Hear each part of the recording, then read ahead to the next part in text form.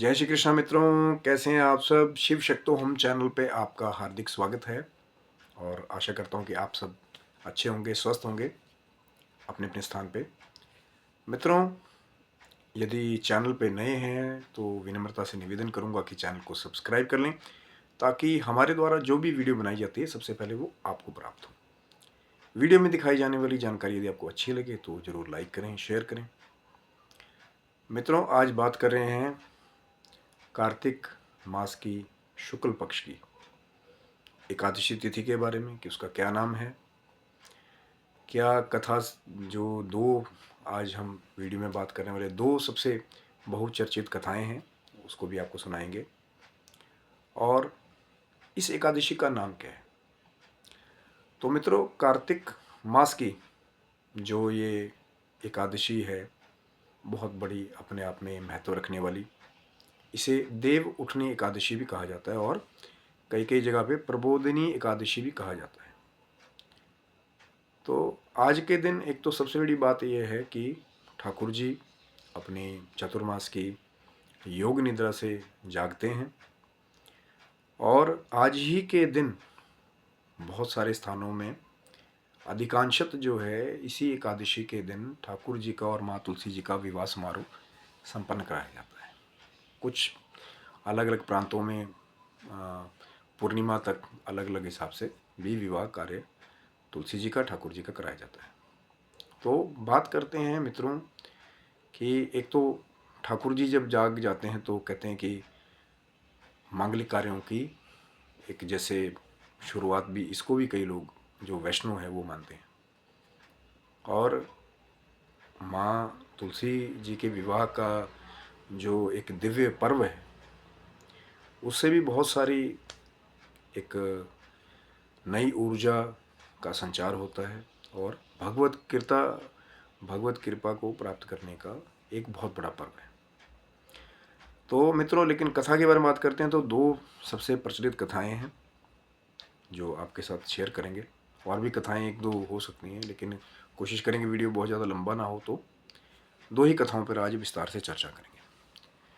तो पहली कथा वो है कि एक राज्य में एक राजा राज्य करता था। तो उसके पास एक युवक जो है काम मांगने के लिए आया कि महाराज, मैं आपके राज्य में आया हूँ तो मुझे कोई ना कोई आप रोज़गार दें ताकि मेरे रहने खाने का जो है प्रबंध हो जाए।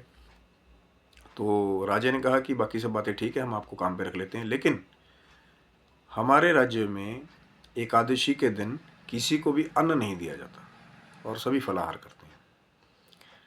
क्योंकि राजा बड़े धर्मशील थे और एकादशी के व्रत का पालन करने वाले थे और उनके सारे राज्य में पशुओं तक को एकादशी के दिन अनाज नहीं दिया जाता था, सब लोग फलाहार ही करते थे। तो उसी नियम के बारे में राजा ने उस युवक से कहा। तो युवक ने अब अवसर देख करके सोचा कि चलो कोई बात नहीं, बाद की बात में देखी जाएगी। तो उसने हाँ कर दी कि ठीक है महाराज, आप फलाहार ही दे दीजिएगा पर मुझे काम पे रख लीजिए। तो राजा ने काम पे उसको रख लिया।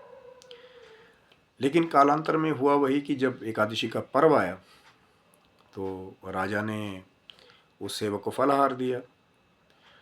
तो सेवक ने बड़ी विनम्रता से विनय कि राजा क्या कहे कि महाराज, मैं तो भूख से मर जाऊंगा, कि फलाहार पे तो मैं नहीं रह सकता, कि मैं तो बिना अनाज के तो मेरी जो है वो देह का जो है वो त्याग हो जाएगा, कि मैं नहीं सह पाऊंगा। तो मेरी जीवन की रक्षा करने के लिए आप महाराज कृपया करके मुझे थोड़ा सा ही चाहे अनाज दे दीजिए जिसके द्वारा मैं अपनी भूख को, क्षुधा को शांत कर सकूं। तो काफ़ी देर उन्होंने विनय किया जब युवक ने, तो राजा को दया आ गई थोड़ी सी कि और दिया कि लेकिन आप ऐसा करना कि इसको राज्य में मत बनाना, आप नदी किनारे अलग चले जाओ, वहाँ पे अपना भोजन पकाओ और उसके बाद आप खा लेना वहाँ पे, पर किसी को बताना मत। तो युवक बड़ा खुश हुआ, उसने वो सारा राशन लिया और क्योंकि राजा ने उसको सिर्फ एक व्यक्ति जितना ही पर्याप्त भोजन दिया था, तो वैसे ही उसने किया, नदी किनारे गया और उस भोजन को पकाया और भोग लगाने के लिए फिर भगवान ठाकुर जी को आमंत्रित किया कि आइए प्रभु जी, साथ में आके आप भोजन करिए ताकि मैं भोजन कर सकूं। तो उसकी करुणपूर्ण पुकार को सुन करके भगवान आए, ठाकुर जी आए, उन्होंने उसके साथ भोजन किया, भोग लगाया, उसके बाद फिर अपने धाम को वापस चले गए। तो ऐसे ही दिन गुजरते रहे। तो 15 दिन बाद जब दोबारा एकादशी आई तो वो युवक राजा के पास फिर गया और राजा से कहा कि महाराज, आप ऐसा कीजिए, इस बार आप मुझे दुगना भोजन का राशन दीजिए, कि पिछली बार तो मैं भूखा ही रह गया, कि भगवान आए थे मेरे साथ भोजन करने के लिए, तो उनको देना पड़ा मेरे को और मैं पूरा भोजन ही नहीं कर पाया। तो राजा बड़ा अचंभित हुआ कि मैं इतना पूजा पाठ करता हूँ, मैं राजा हूँ, मैं सारे राज्य में मैंने ये नियम बनवा रखा है कि कोई भोजन नहीं करेगा, लेकिन प्रभु इसको दर्शन दे रहे हैं एक सेवक को। तो राजा को बात हजम नहीं हुई। तो काफ़ी विचार करने के बाद राजा ने ये परीक्षा करने के लिए कि ये क्या कह रहा है, क्या सच कह रहा है, इसके पीछे का तथ्य क्या है, तो उसको दुगना राशन दे दिया। और राजा भी पीछे पीछे नदी किनारे तक छुपते छुपाते उसके पीछे चल पड़ा कि देखो तो सही कि एक्चुअल में ये करता क्या है इसका।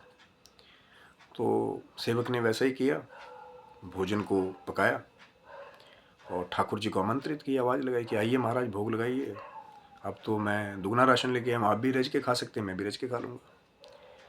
तो उसके बाद में राजा पेड़ के पीछे छुप कर देखता रहा, लेकिन काफ़ी देर जब युवक ने प्रभु को बुलाया, आवाज़ें लगाई, सब कुछ किया, लेकिन जब बहुत देर तक प्रभु नहीं आए तो युवक ने फिर ये प्रण किया कि अब अगर आप नहीं आएंगे तो मैं भी भोजन नहीं करूँगा और इसी नदी में मैं छलांग लगा दूंगा और अपने प्राणों का त्याग कर दूंगा, क्योंकि नहीं तो मैं तो झूठा पड़ जाऊंगा, मैं राजा को कह के आया हूँ।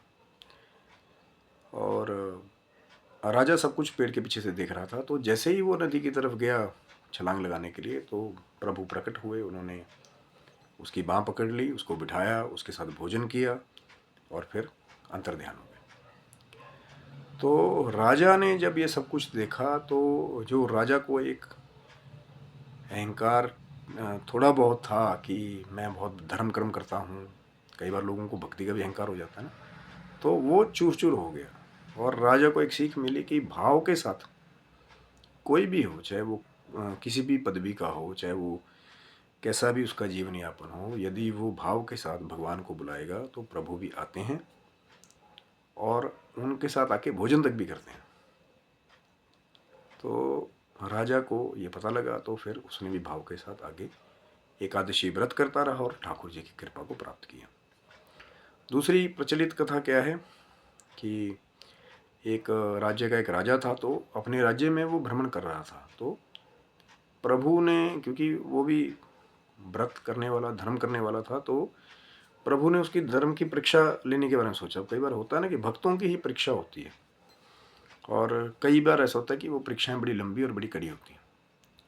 तो प्रभु ने परीक्षा लेने की सोची, तो एक स्त्री का वेश बनाया प्रभु ने, एक सुंदर युवती का रूप बनाया और सड़क के बीच में जाके, जहाँ से राजा गुजर रहा था, वहाँ जाके बैठ गई।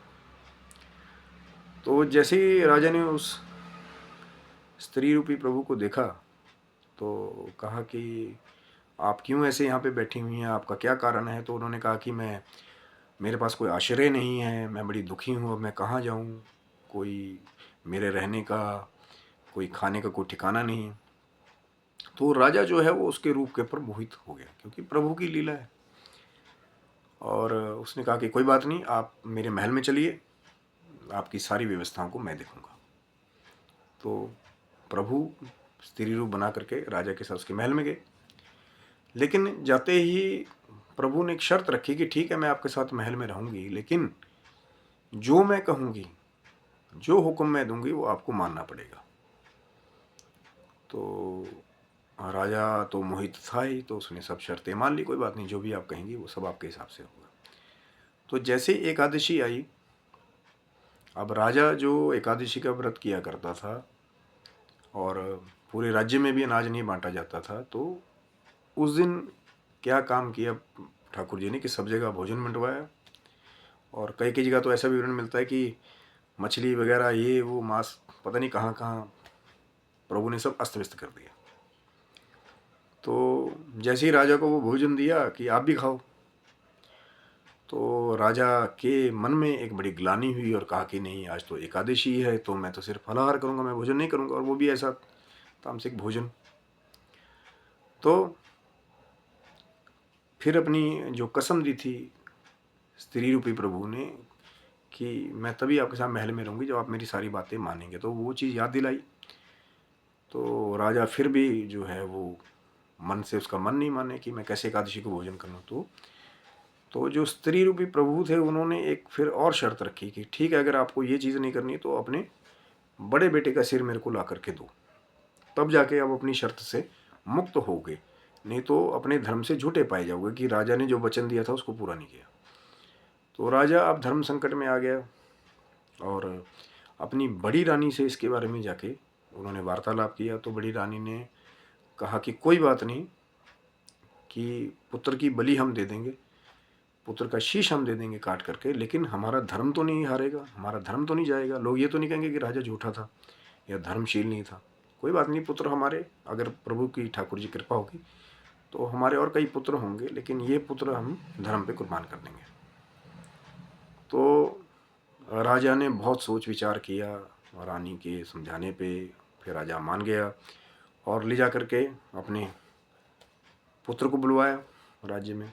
तो पुत्र को जब ये ज्ञात हुआ कि किस लिए मेरे को बुलवाया गया है, तो पुत्र ने भी अपने माता पिता से कहा कि आप चिंता मत कीजिए, कि आपके इस कार्य को मैं पूरा करूँगा, मैं धर्म के लिए अपने शीश की बलि देने को तैयार हूँ, कि कम से कम धर्म तो रहेगा।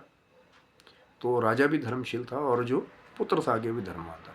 तो जैसे ही उस पुत्र को उस स्त्री रूपी प्रभु के पास ले जाया गया और उन्होंने कहा कि हम तैयार हैं कि आप इसकी बलि लीजिए शीश की, अपने हृदय पे पत्थर रख के, तभी ठाकुर जी अपने असली रूप में आ गए और कहा कि राजा, मैं आपके धर्म से और आपकी पत्नी के धर्म से और आपके पुत्र के धर्म से मैं बहुत ही प्रसन्न हूँ, और आप सदा सदा के लिए अब मेरे कृपा पात्र बने रहेंगे। और इस एकादशी के पुण्य के प्रताप से बहुत सारे भक्त जो हैं वो स्वर्ग का सीधा वास किया करेंगे, सीधा बैकुंठ का वास किया करेंगे और मोक्ष पद को भी प्राप्त कर लेंगे। तो ये थी मित्रों दोनों प्रचलित कथाएं, कोई और भी कथाएं हो सकती हैं आज, और कोशिश यही थी कि क्योंकि विस्तार से कथा करने का कि एक प्रयास होता है कि कोई चीज़ छूट ना जाए, कि जो भक्त जो दर्शक हमारे कथाओं को देख रहे हैं। आशा करता हूँ मित्रों कि वीडियो आपको अच्छा लगा होगा। और ये जो पर्व है